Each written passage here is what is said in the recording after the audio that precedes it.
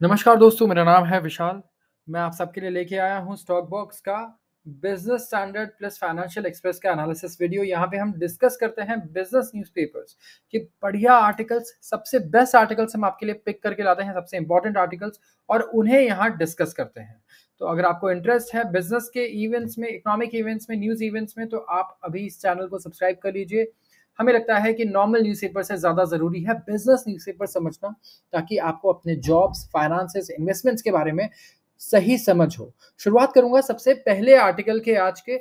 India बन चुका है दूसरा best global market in H1 FY25। H1 FY25 का मतलब होता है हाफ ईयर। H का मतलब होता है यहाँ पे हाफ ईयर, और हाफ ईयर यहाँ पे क्या है? हाफ ईयर है यहाँ पे इंडिया का जो जनवरी से सॉरी अगर आप देखें अप्रैल से लेके यूजुअली हम लोग कैलेंडर फाइनेंशियल ईयर फॉलो करते हैं कि 6 मंथ्स जब हो जाते हैं सितंबर तक, तो अक्टूबर से फिर सेकंड हाफ ईयर शुरू होता है। तो इसमें इंडिया का जो स्टॉक मार्केट है one of the best performing stock market रहा है, दूसरा सबसे बेस्ट ग्लोबल मार्केट रहा है बिहाइंड हांगकांग। एंड आप देख रहे हैं कि इंडिया में किस तरीके से तेजी आई है स्टॉक मार्केट में। म्यूचुअल फंड से डोमेस्टिक इन्वेस्टर्स का पैसा बहुत ज्यादा आ रहा है। मैं बोलूंगा एफआई जितने फॉरेन इन्वेस्टर्स हैं उन्होंने तो अभी लगाना शुरू किया है। तो India second best performing major global market रहा during first half of financial year 2024-2025।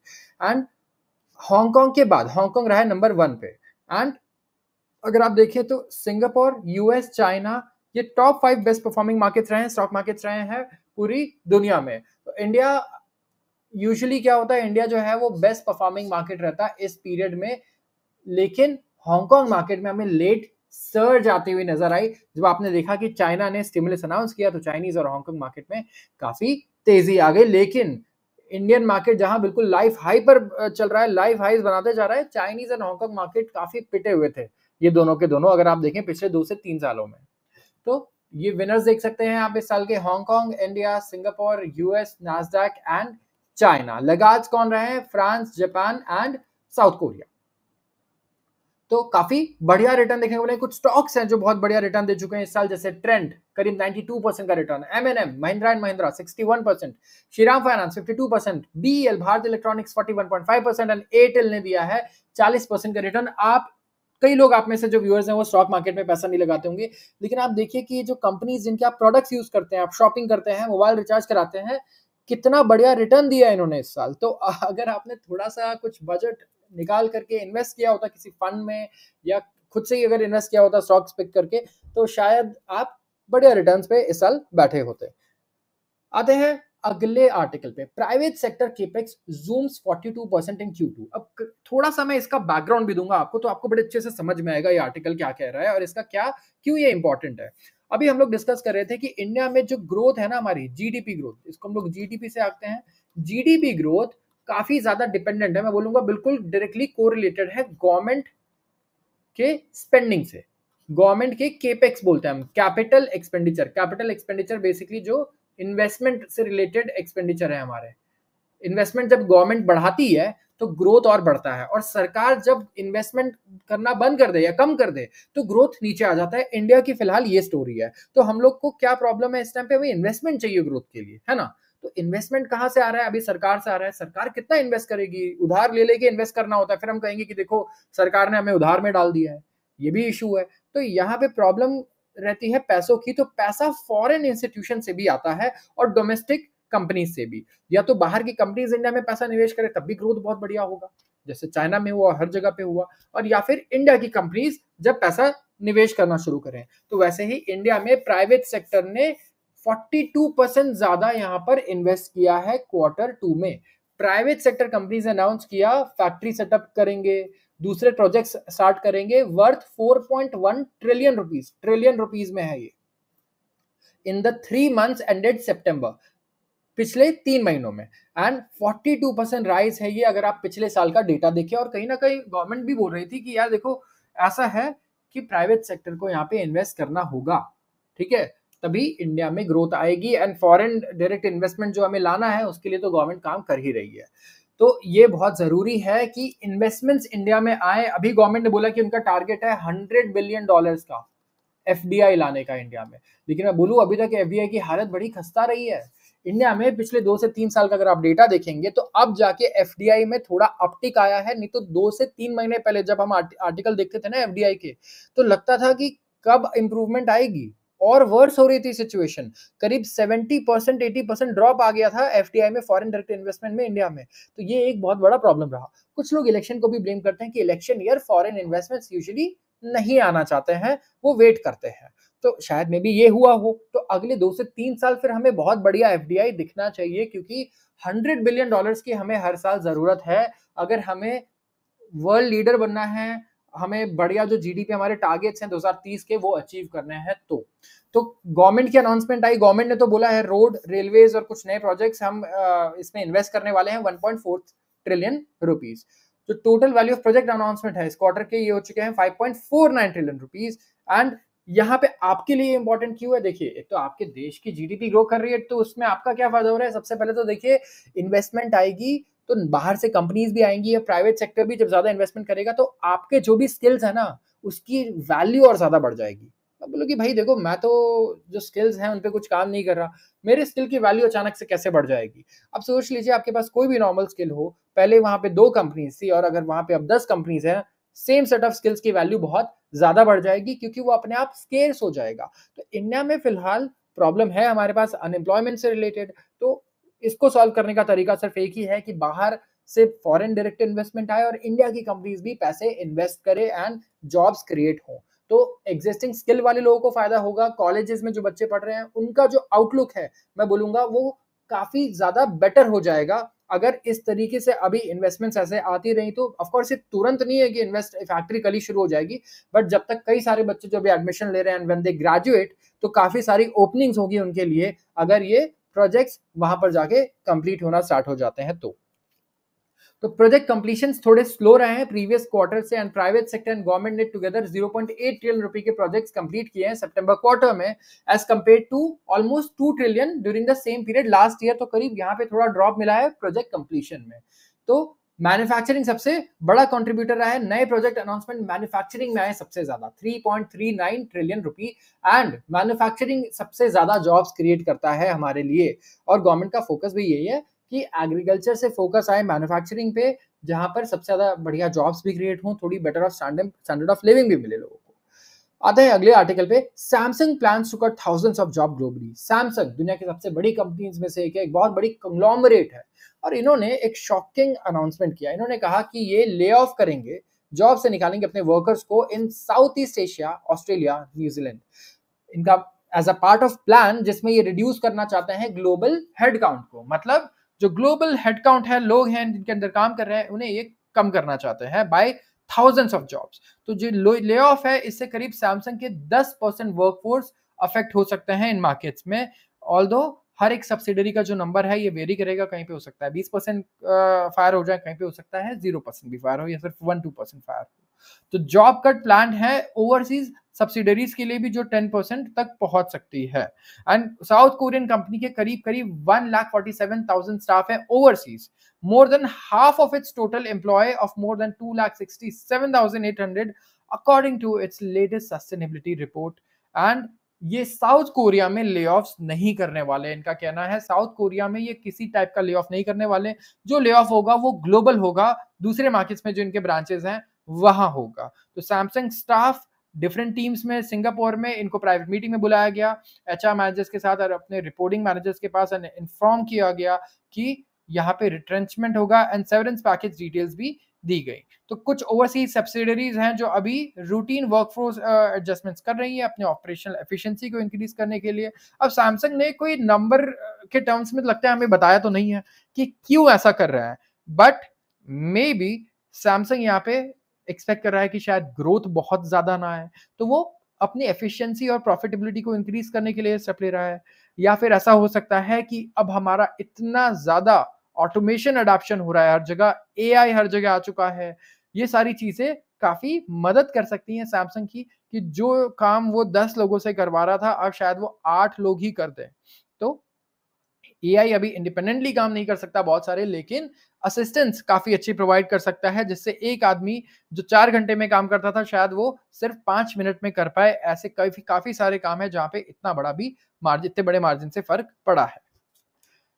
आते हैं अगले आर्टिकल पे, larger gold loan players less impacted by RBI advisory. अब आरबीआई ने, रिजर्व बैंक ऑफ इंडिया है हमारे, इन्होंने एक एडवाइजरी इशू की एंटिटीज के लिए जो गोल्ड लोन देती हैं, और इन्होंने, आरबीआई ने कहीं कहीं पर आइडेंटिफाई किया कि बहुत ही इरेगुलर प्रैक्टिसेस हो रहे हैं इंडिया में, और 3 मंथ दिए हैं जितने भी लेंडर्स हैं, मतलब जो पैसे उधार देते हैं, कि आप सही कीजिए, नहीं तो आपके ऊपर सुपरवाइजरी एक्शन लिया जाएगा। ये जो रिव्यू है, इसमें रिवील किए गए irregularities like improper use of third parties, जैसे कि थर्ड पार्टी का यूज करना लोन सोर्सिंग के लिए, गोल्ड वैल्यूएशन कर देना, कस्टमर के प्रेजेंस के बिना आपने गोल्ड की वैल्यूएशन कर दी कि इसकी वैल्यू इतनी है, आप ड्यू डिलिजेंस नहीं कर रहे हो, ट्रांसपेरेंसी नहीं है, lack of transparency in auctions, और weak monitoring of loan to value ratios. तो काफी सारे प्रॉब्लम्स हो रही थी, एप्लीकेशन ऑफ रिस्क वेट्स भी नहीं असाइन हो रहे थे, इनकरेक्टली असाइन हो रहे थे। तो जो थ्रेट है आरबीआई के एक्शन का कि आरबीआई पनिश कर सकता है इनको, इसकी वजह से इंपैक्ट होगा गोल्ड लोन के सेगमेंट में, और इसमें कॉस्ट भी एडिशन लगेगा जितने भी लेंडर्स हैं उनको। तो लार्जर एंटिटीज इससे ज्यादा इफेक्ट नहीं होंगे, जो बड़ी बड़ी एंटिटीज हैं उनको ज्यादा फर्क नहीं पड़ने वाला। NBFC, non banking financial corporations, कौन सी कंपनीज होती है ये? एनबीएफसी और बैंक, दो कैटेगरीज है जहां से आप लोन ले सकते हो। एनबीएफसी ना डिपॉजिट नहीं एक्सेप्ट करते हैं, जैसे बैंक क्या करता है, काफी सारी बैंकिंग एक्टिविटीज देता है, आप करेंट अकाउंट खोलिए, सेविंग्स अकाउंट खोलिए, एफडी कीजिए, ये सारी चीजें कीजिए आप बैंक्स में। लेकिन एनबीएफसी यूजुअली सिर्फ आपको लोन देते हैं यहाँ पर। एंड जो एनबीएफसीज हैं ये लीड करते हैं रिटेल गोल्ड लोन्स में, सबसे ज्यादा गोल्ड लोन देते हैं ये, और ये एक्सपेक्ट कर रहे हैं कि एक्सपैंड करेंगे टू 17 to 19% इन FY25।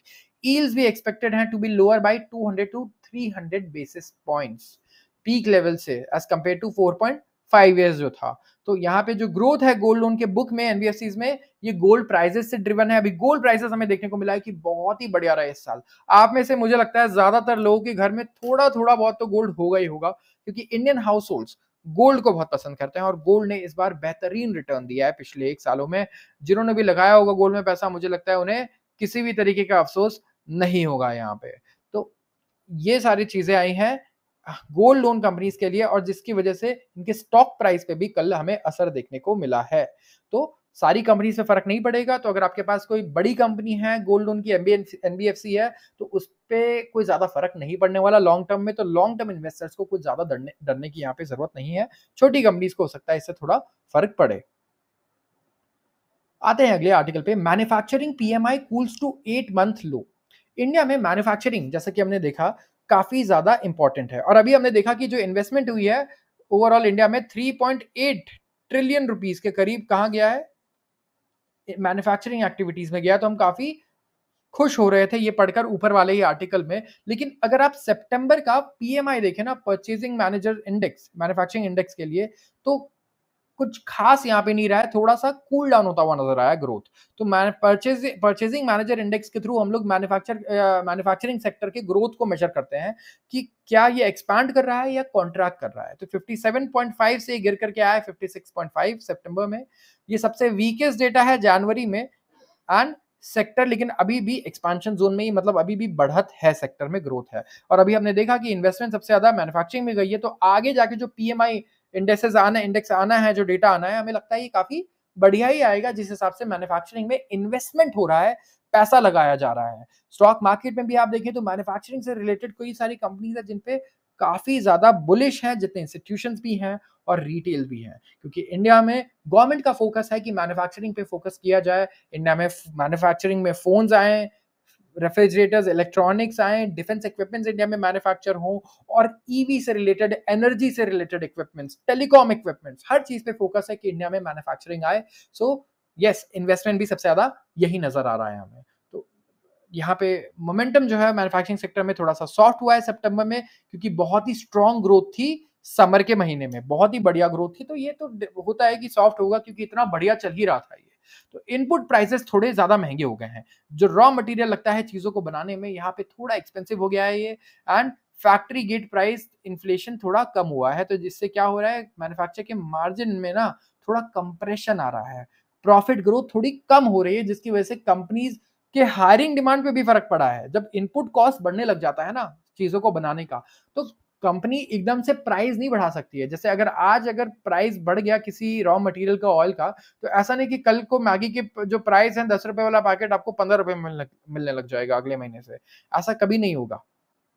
होगा ये कि कंपनी कहीं और से पैसे कट करेगी, पैसे खर्च करना कम करेगी, थोड़े एम्प्लॉयज को फायर करेगी, लेकिन आपके जेब पे जल्दी से उसका बर्डन नहीं आने देगी। तो यही रीजन है कि मैन्युफैक्चरिंग में भी रॉ मटेरियल कॉस्ट थोड़े बड़े हैं, तो हायरिंग वगैरह थोड़ा स्लो डाउन है हायरिंग में। एंड यहाँ पे बट एक्सपेक्टेड है, मुझे ऐसा लगता है जिस हिसाब से इन्वेस्टमेंट आ रही है मैन्युफैक्चरिंग में, काफी बढ़िया आगे एक्सपेंशन होना चाहिए।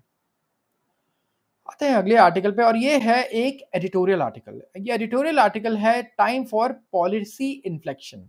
और क्योंकि थोड़ा सा इंडिया में रह के ना इस टाइप पे हमें फील हो रहा है कि हम थोड़ा सा पीछे हैं एक चीज में, और वो है मॉनेटरी पॉलिसी के रेट ईजिंग साइकिल में। अब पूरी दुनिया में अगर आप देखें यूरोप को, तो यूरोप में रेट कट शुरू हो गए, यूएस में रेट कट शुरू हो गए 50 बेसिस पॉइंट का। तो इंडिया एक जगह पे ऐसा है कि इन चीजों में ठीक है, दूसरों की खुशी को हम सेलिब्रेट कर रहे हैं काफी इंडिया में भी, बट इंडिया में भी रेट कट हो जाए तो काफी बढ़िया रहे। इकोनॉमिक एक्सपेंशन चाहिए हमें भी लोन चाहिए सस्ते दाम पर। हमारे पास एजुकेशन लोन है, होम लोन है, बिजनेसेस के पास इतना लोन है, तो ये सारे लोन के जो कॉस्ट हैं थोड़े से कम हो जाए तो लोगों को काफी राहत मिलेगी। तो जितने बहुत सारे इन्वेस्टर्स हैं ना, वो बिलीव करते हैं कि emerging market central banks, emerging market जैसे इंडिया, डेवलपिंग इकोनॉमीज होती है ना, इनको इमर्जिंग मार्केट आप बोल लीजिए एक तरीके से, सिंपल भाषा में अगर आप समझना चाहते हैं कुछ रिलेट करके। तो लोगों का ये कहना है कि जो इंडिया जैसी कंट्री है ना, इनको क्या करना चाहिए कि जो यूएस का सेंट्रल बैंक कर रहा है ना, फेडरल रिजर्व, बस वही करना चाहिए, अपना ज्यादा दिमाग ना लगाएं। एंड अगर वो नहीं करेंगे तो इंटरेस्ट रेट डिफरेंशियल की वजह से कैपिटल फ्लोज हो जाएगा और करेंसी फ्लक्चुएशन होगी। मतलब अब ये थोड़ा सा कॉम्प्लिकेटेड हो सकता है, लेकिन मैं थोड़ा सा आपको समझाऊंगा कि एक देश है जहां पे इंटरेस्ट रेट है मान लीजिए 1%, और दूसरा देश है जहां पे ब्याज दर है 10%। तो ऐसा नहीं हो सकता कि आप 1% पे लोन लें और दूसरे सेक्टर में एफडी कर दे 10% पे। आप तो 9% मार्जिन कमा रहे हैं ऐसे ही, राइट? नहीं, ऐसा नहीं हो सकता। हम लोग इसको बोलते हैं इंटरेस्ट रेट पैरिटी। ठीक है, जहां पे आपकी जो करेंसी है ना इन दोनों कंट्रीज की, वो इस हिसाब से एडजस्ट कर जाएगी कि आप वहां से 1% पे लोन लेके अगर इंडिया में पैसा डाल देंगे 10% पे, तब भी आपको कुछ फायदा नहीं होगा, क्योंकि आपकी जो करेंसी है एक, वो इस तरीके से एडजस्ट कर जाएगी।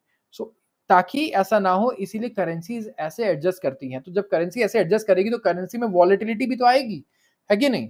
करेंसी में काफी वॉलेटिलिटी आएगी, ऊपर नीचे होता रहेगा एडजस्ट करने के लिए। तो लोगों का ये मानना है कि अगर आप नहीं करोगे ऐसा, और एक यूएस है जहां बहुत कम इंटरेस्ट रेट हो गया, आपके यहाँ बहुत ज्यादा है, तो इसकी वजह से करेंसी में फ्लक्चुएशन आ सकते हैं, और कैपिटल इनफ्लो भी कहीं और हो सकता है, इंडिया से कहीं और जा सकता है।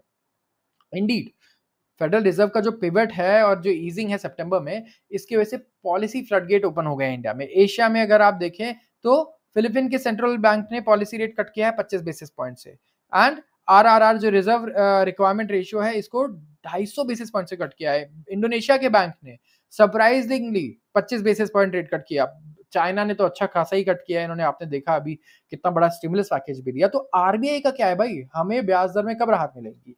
तो कोई डाउट नहीं है कि अगर आप फेडरल रिजर्व हर्डल को अगर थोड़ा सा लोअर कर दें तो ये हेल्प करेगा। लेकिन दूसरे सेंट्रल बैंक्स की तरह अगर आप देखें, unlike other central banks, RBI का फॉरेन एक्सचेंज रिजर्व्स ना काफी बड़े हैं। काफी सारा फॉरेन रिजर्व्स हम लोग रखते हैं डॉलर के फॉर्म्स में, और इससे हमें क्या है कि काफी डोमेस्टिक कंसिडरेशन मिल जाता है कि हम उस पर फोकस करें, डोमेस्टिक कंसिडरेशन पे, कि हमारा अपना फायदा किस चीज में है। ठीक है, हमें डरना नहीं पड़ता, क्योंकि फॉरेन एक्सचेंज रिजर्व्स अगर आप देखें तो करीब करीब 600 प्लस बिलियन हमारे पास हमेशा रहते हैं, 600 बिलियन डॉलर्स के डॉलर रिजर्व्स। एंड ये जो शिफ्ट है डोमेस्टिक ग्रोथ इन्फ्लेशन बैलेंस में since August policy meetings that calls for a policy recalibration. तो यहाँ पे पॉलिसी को रिकैलिब्रेट करने की बात चल रही है कि किस तरीके से बाकी जैसे दुनिया में हो रहा है, इंडिया में भी हमें पीछे नहीं रहना चाहिए और चेंज करना चाहिए। तो राइटर ने यहाँ पे कुछ पॉइंट्स रखे हैं। सबसे पहले इन्होंने कहा है अ मोर फेवरेबल इन्फ्लेशन आउटलुक, जो प्री रिक्विजिट है। हमने ब्याज दर बढ़ाए थे इन्फ्लेशन को कंट्रोल करने के लिए। इन्फ्लेशन जब तक हम श्योर नहीं है कि कंट्रोल हो जाता है, महंगाई जब तक कंट्रोल नहीं हो जाती, हम फिर से इंटरेस्ट रेट अगर कम कर देंगे तो सारी जो मेहनत है हमारे पिछले 2-3 साल की, सारी बेकार हो जाएंगी। सो हमारे दाव पे यहाँ क्या लगा है? दाव पे लगा है एक तो पिछले 3 साल 2 साल की मेहनत। एंड जो आउटलुक है फूड इन्फ्लेशन का अभी प्रॉमिसिंग है। खरीफ हार्वेस्ट बढ़िया हुआ है, जो हमारे फूड इन्फ्लेशन हमें बहुत परेशान कर रहा है। हम देख रहे हैं 10%, 11%, 12% की डबल डिजिट में आ जाता है फूड इन्फ्लेशन हमेशा, जिसकी वजह से ब्याज दर नहीं घट पा रहे हैं। तो वेजिटेबल प्राइसेस पे ना इन्फ्लेशनरी प्रेशर आते हैं बारिश वगैरह की वजह से। सारा प्रॉब्लम रहता है सप्लाई साइड का, एंड इसके वजह से काफी प्रॉब्लमेटिक रहता है कुछ डिसीजन लेना ऐसे टाइम पर पॉलिसी मेकर्स के लिए। एंड वेजिटेबल प्राइसेस अगर रिस्क पे हैं तो हम हड़बड़ी में रेट कट नहीं कर सकते अगर हमें लगता है कि आगे ये हमें परेशान करेंगे। तो वही हो रहा है इंडिया में भी हमारे सेंट्रल बैंक के साथ। एंड अगर आप देखें सीपीआई को, कंज्यूमर प्राइस इंडेक्स, अगर वेजिटेबल्स को हटा दे which constitutes 94% of the CPI basket, वहां पे इन्फ्लेशन रेट सिर्फ 3.1% का था ईयर ऑन ईयर बेसिस पे ऑन इन अगस्त। तो बाकी सारा इन्फ्लेशन फूड इन्फ्लेशन के अलावा काफी बढ़िया है, काफी सही लेवल पे चल रहा है, और ये हम कई बार डिस्कस कर चुके हैं। बट फूड इन्फ्लेशन पे हमें काबू करना होगा। आते हैं अगला पॉइंट, इन्होंने जो बोला, ये बोला है सॉफ्टवेयर ग्रोथ सिग्नल्स। अगस्त से अगर आप देखें तो ग्रोथ सिग्नल्स भी थोड़े वीक हुए हैं। मतलब जीडीपी का डेटा इस बार देखिए 6.7% आया, आरबीआई ने क्या एक्सपेक्ट किया था, 7.1% एक्सपेक्ट किया था, तो एक तो ये कम आया। इसके अलावा आप देखिए पीएमआई का डेटा भी हमने देखा है, परचेसिंग मैनेजर इंडेक्स ऊपर ही, मैन्युफैक्चरिंग में ग्रोथ थोड़ी कम हुई है। एक्सपोर्ट पुराना, अगर परसों का किसी ने न्यूज़पेपर पढ़ा है तो आप देखिए एक्सपोर्ट क्राइसिस चल रहा है हमारा, कितना एक्सपोर्ट्स हमारे नहीं ग्रो कर रहे हैं बिल्कुल भी, 1% की ग्रोथ आ रही है एक्सपोर्ट्स में। एंड पैसेंजर व्हीकल देखिए, कार को लेके हमने डिस्कस किया, ऑटोमोबाइल सेल्स कितनी कम हो चुकी है, हैवी कमर्शियल व्हीकल की सेल्स कम हो चुकी है, डीजल कंजम्पशन कम हो चुका है, जीएसटी कलेक्शन भी काफी कम हो चुका है यहाँ पे। तो जीडीपी ग्रोथ इसकी वजह से हो सकता है 7% के नीचे ही रहे। एंड यहाँ पे ऑफकोर्स कुछ फैक्टर्स हैं जिनकी वजह से हमें ग्रोथ में स्लो डाउन देखने को मिला, जैसे कि गवर्नमेंट स्पेंडिंग, इलेक्शन था, गवर्नमेंट स्पेंडिंग कम थी, और गवर्नमेंट स्पेंडिंग से हमारा जीडीपी ज्यादा बढ़ता है अभी हमने जाना, और रेंज भी थोड़े प्रॉब्लम रहे हैं। तो कई लोग आर्ग्यू करते हैं कि जो फाइनेंशियल कंडीशंस हैं इस वक्त वो इजी हैं, लेकिन ये ट्रांसलेट नहीं हो पाए हैं into a broad base private capital expenditure revival. Private sector invest करेगा तब ज्यादा जब उन्हें लोन सस्ता मिलेगा, क्योंकि काम तो आधे से ज्यादा लोन पर होता है। तो ये एक पॉइंट है कि प्राइवेट अगर केपेक्स रिवाइवल हमें करना है तो ब्याज दर एक बार घटना शुरू हो जाए तो हमें लगता है ये और बढ़िया पिकअप करेगा। ऑल्दो 42% की ग्रोथ हमने अभी देखी ऊपर ही की आ चुकी है इसमें भी। तो अगर एक पिकअप आए, ग्रोथ आए गवर्नमेंट स्पेंडिंग में, और बेटर मॉनसून जो अगर हो जाते हैं तो हमारे अगले 6 महीने के लिए बहुत पॉजिटिव न्यूज ये रहने वाली है। और अगर पॉलिसी इंड्यूस क्रेडिट, टाइटर क्रेडिट रहा, ठीक है, एंड फेडिंग पेंटअप डिमांड भी रहा, तो software global demand impulses are an offset. तो यहाँ पे बात होगी किस चीज की, सबसे पहले तो कि गवर्नमेंट स्पेंडिंग बढ़ जाए, दूसरा मॉनसून पॉजिटिव हो जाए, तीसरा जो रेट साइकिल है अभी भी ये चेंज ना हो, अगर ऐसा ही रहे, जो पेंटअप डिमांड है वो खत्म हो जाए, एंड जो ग्लोबल डिमांड इंपल्सेस हैं, सॉफ्टवेयर ग्लोबल डिमांड इंपल्सेस है, ये एक ऑफसेट रहेंगे। तो एक्सपेक्ट किया जा रहा है जीडीपी ग्रोथ रेट 6.7% का ईयर ऑन ईयर FY25 में। एंड कुछ रिस्क भी है कि हम जो ग्रोथ इंपल्सेस है इसको स्पिल ओवर कर दे 2026 में, लेकिन 7% से ज्यादा का जो जीडीपी का अनुमान है जो सारे ऑर्गेनाइजेशंस लगाया है, राइटर का ही कहना है कि ये आप अब अज्यूम नहीं कर सकते कि ऐसा होगा, ये बड़ा मुश्किल सा हो गया है। तो ओवरऑल इनका कहना है कि फूड प्राइसेस नीचे आ रहे हैं, वेजिटेबल प्राइसेस अभी रिस्क पे हैं, स्पिल ओवर्स ज्यादा चांसेस नहीं है स्पिल ओवर के, क्योंकि इन्फ्लेशन देखें एक्स वेजिटेबल सिर्फ 3% के हैंडल पे आ चुका है, 3% की रेंज में चल रहा है फूड के अलावा सारा इन्फ्लेशन अगर आप हटा दें तो, सॉरी फूड इन्फ्लेशन को अगर आप हटा दें तो 3% ही इन्फ्लेशन है, बस फूड इन्फ्लेशन हमें परेशान कर रहा है। क्रूड ऑयल के दाम तो आप जानते ही हैं, $70 के पास आ गए हैं पर बैरल, $80 पर बैरल से, जो काफी बढ़िया है हमारे लिए। तो what this means for policy, monetary policy में हमें ट्रेड ऑफ्स को बैलेंस करना होगा कि एक चीज मिलेगी जब दूसरी चीज को आप सैक्रिफाइस करोगे, ये लाइफ का फंडा है। तो कितना आप सैक्रिफाइस करने को तैयार हो, कितनी आपको कोई चीज चाहिए, इसके बीच में जो आप बैलेंस करते हो, यही मॉनेटरी पॉलिसी का काम है।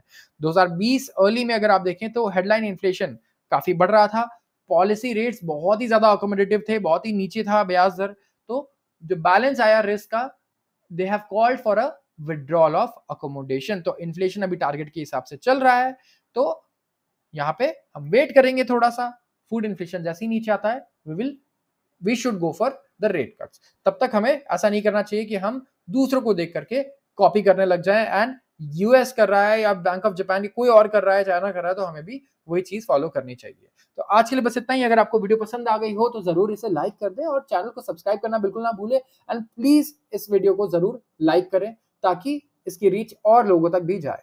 आप सबका बहुत बहुत धन्यवाद।